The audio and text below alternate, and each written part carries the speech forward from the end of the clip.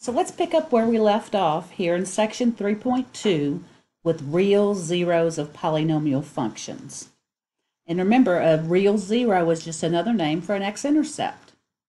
So here are two important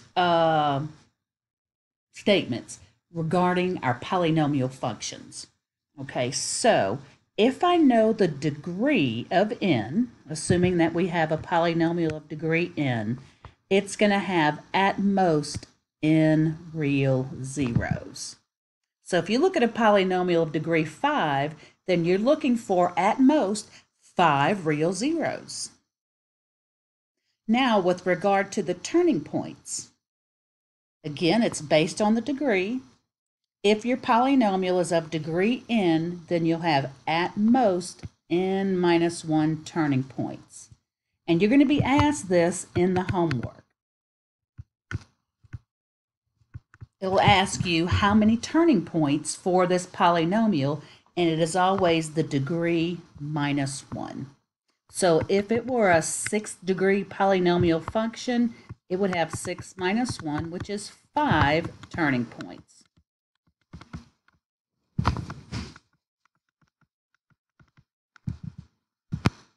Finding the zeros of polynomial functions is an important problem in algebra. There is strong interplay between graphical and algebraic approaches to finding these zeros. So let's recall that a zero is just another name for an x-intercept, and the way we found those was that we took our function and set it equal to 0, and then we solved. Well, solving those equations, solving these polynomial equations, may involve factoring, the quadratic formula. Well, we've got to have some tools in our tool belt to find these zeros. Now, this next statement is very important. You will be asked this in the homework and on a quiz and possibly on your midterm exam. These concepts are important to understand before you can go any further. Okay, so let's suppose we have a polynomial function, and that I have a, which I'm calling a 0. I found a 0, I'm calling it a, it's a real number. All right, so, and I'm just going to give you a quick example on the side. Suppose I had x squared plus 3x plus 2, a polynomial function, which is quadratic. And suppose I took that quadratic and I set it equal to 0, and I wanted to solve it. So x squared plus 3x plus 2. And the way we solve those is to factor. X squared is an x times an x. To get a 2, it's 2 times 1. And if they're both positive, those numbers add up to be 3. So let's just consider this as we work on this important information. So we're saying that x equal to a is a 0 of the function. Remember over here in working with quadratics, what did you do after you had the problem factored? You remember you set each factor to 0, and then you solved it. X equal -2, x equal -1. By doing this, we found the zeros or the x-intercepts for that polynomial function. So we're starting off and we're saying x equal to a is a 0 of the function, just like x equal -2. Let's pretend it said x equal -2. Then x equal -2 is a solution to the polynomial equation. Take a look. We took this polynomial function, set him equal to 0, and we found the solutions to that equation. So not only is x equal -2 a 0 and an x-intercept, it is also a solution. So that one answer, x equal negative 2 has three interpretations. It's a solution to the equation, it's a zero for the function, and it's an x-intercept for the graph. Okay, let's look at the third thing. Remember, x equal to a is a 0, or x equal negative 2. So if x equal negative 2 is a 0, then I have a factor. Where did x equal negative 2 come from? Well, if I go back up, it came from x plus 2. And what did we call x plus 2? A factor.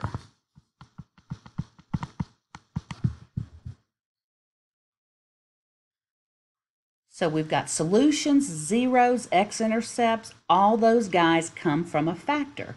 And what's the relationship between this answer of negative 2 and the factor it came from? What do you notice? The signs are opposite. So if I have x plus 2 as a factor, negative 2 is the 0. Or I could say if I have negative 1 as the 0, x plus 1 is the factor. Finally, the last thing, if x equal negative 2 is a real 0, and that is we have an x-intercept. And how do you write an x-intercept as an ordered pair? Negative 2, 0. All of these basically are saying the same thing. If I have a negative 2 as a 0, then that's also a solution to an equation. It's also a factor, came from a factor, and it's also an x-intercept in x-intercept form. Remember, your understanding of this information will be tested on your quiz that includes this and on your midterm exam. So important to understand the relationship between solutions, zeros, x-intercepts.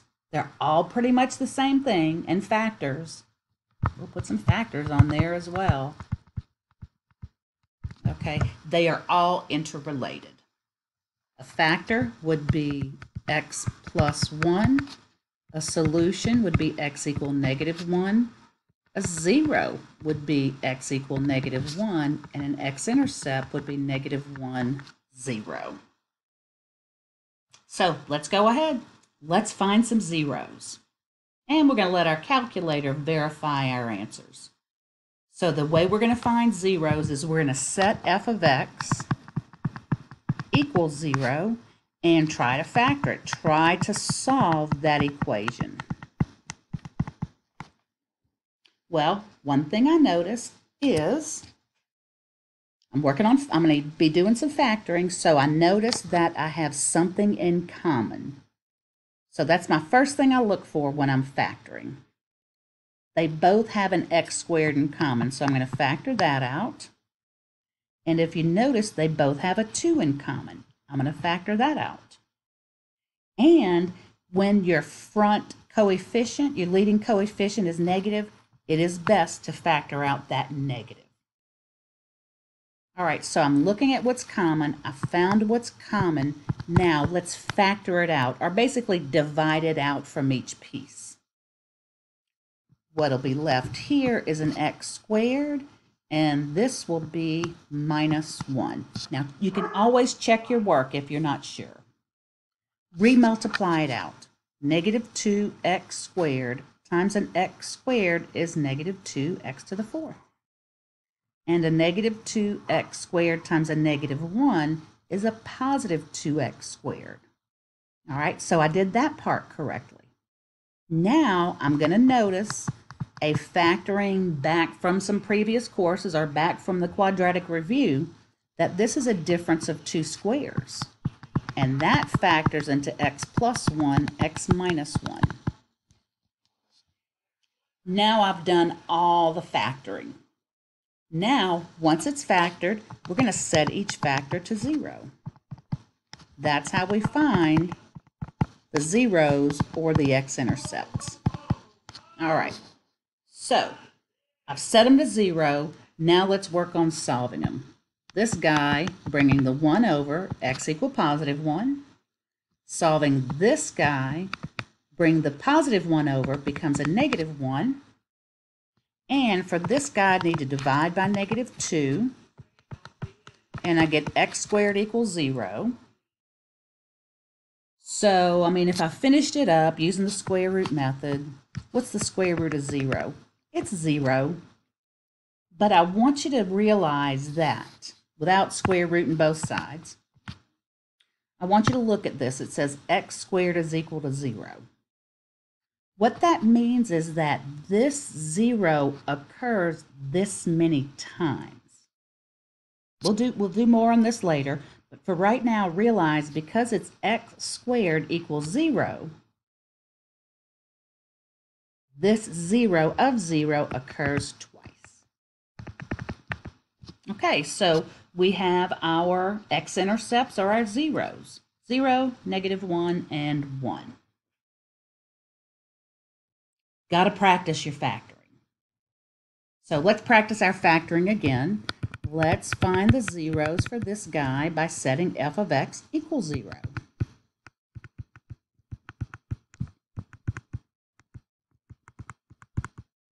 And I noticed that there is an x that's common to each one.